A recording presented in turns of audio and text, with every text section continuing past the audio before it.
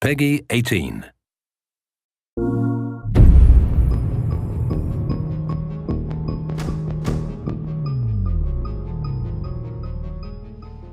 So here we are in this interrogation scene.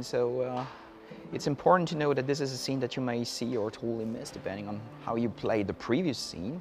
And for me, this was the longest series of options. Obviously, there's so many dialogue choices, so that we would record them in sequence, depending on what the player would choose. Yeah, and I remember it was one of the very first scenes that we shot, right? We shot hostage first, right? And then we shot the attic, the conclusion in the previous scene, and then we shoot this one.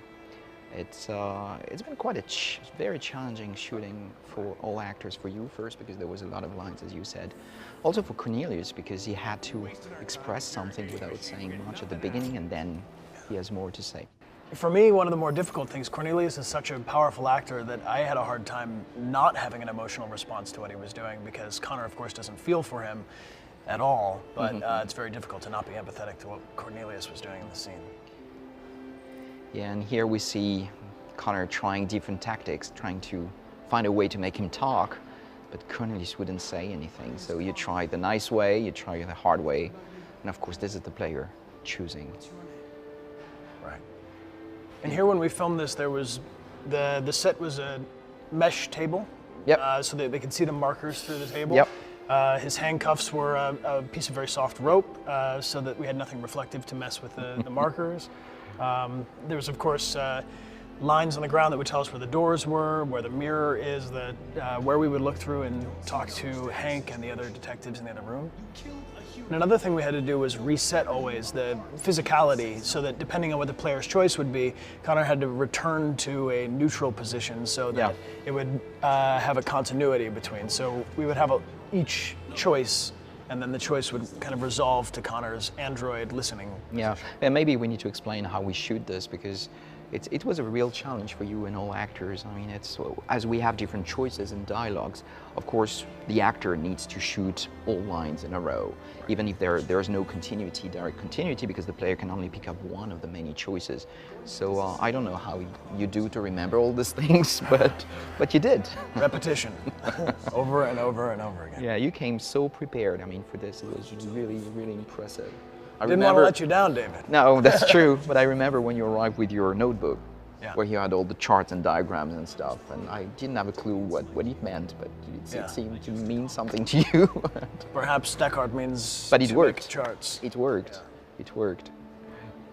It's easier to memorize things for me visually, if you assign it to something visual. Oh, that's the hard You know, the markers, the cameras in the background remind me of the infrared cameras on true. performance capture set. True, it looks Is that an inspiration directly, or it just just happened? I don't know. It just happened, I think.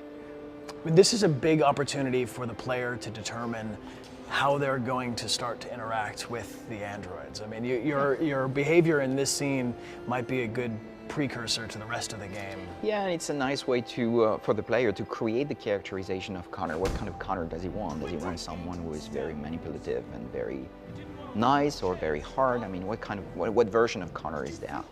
And what was nice in the writing was also to have very different emotions and have Connor switching from one intention to another, because he doesn't really feel his emotions, just fake them.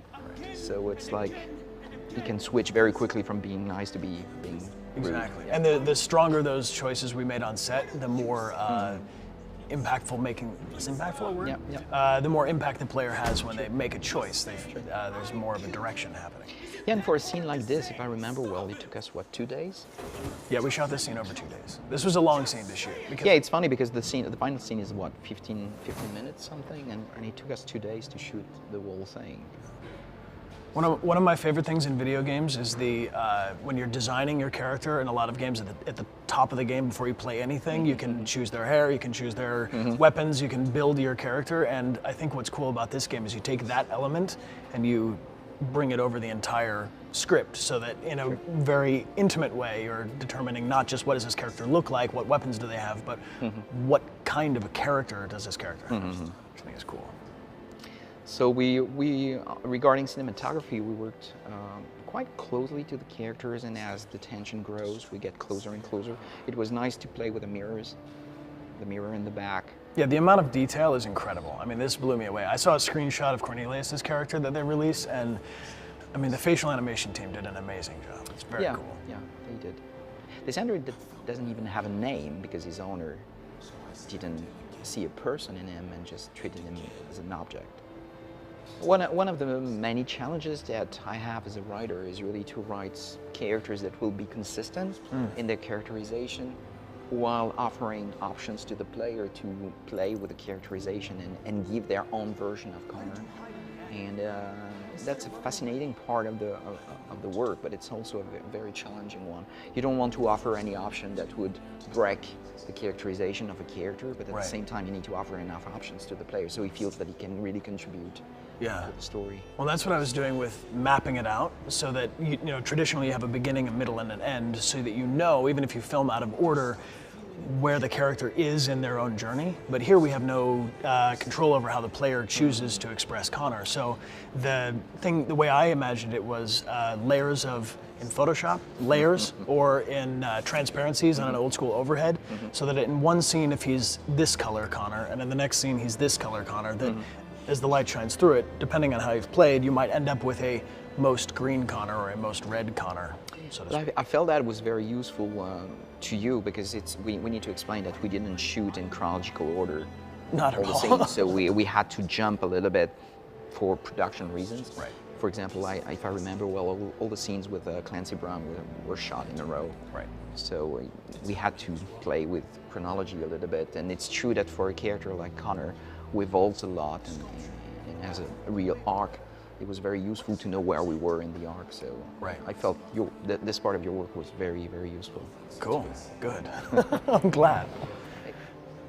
Yeah, this scene in particular was quite complex to write and to shoot. Yeah. I think it was a real challenge for both actors. Well, and this is where Connor is using most of his protocol to deal with the different tactics that he might choose, because, you know, of course we have the investigation and looking for clues. The staying on the mission element is present in all of the scenes, but in this scene we get to really go into the minutia of the interpersonal skills that will be programmed into him. So this part was a nightmare to shoot because we had all actors on set at the same time because they were all interacting together. Right. So we had 5 in a small environment and with a lot of contacts, and Cornelius trying to fight and defend himself. So, and there are many different outcomes to this scene too. Yeah, so I mean, depending on absolutely. how the player is interacting even with these guys after the interrogation is over, it could go a number of different ways. Right. And shooting all the versions, all the permutations of the endings was some work. Yeah. I don't think there is a good ending or a bad ending to this. It's like the rest of the game. There are just different versions of the scene telling you different things. Right. And I think this is one of the earliest opportunities in the game for the player to be rewarded for their empathetic tendencies. I don't know if we can include that. Absolutely. But there's a bit of a foreshadowing of the kinds of decisions you're going to have to make with Connor the rest of the game. Absolutely. I remember during the playtest, we were filming the face of the people playing it as they were playing. It was funny to see their face if you get killed. Yeah, I wish people would keep Connor alive. Maybe. I wish. I mean, they have a good reason to do so because it may have an impact on the story. Right. Maybe. I mean, to me, this was like a dream come true, man.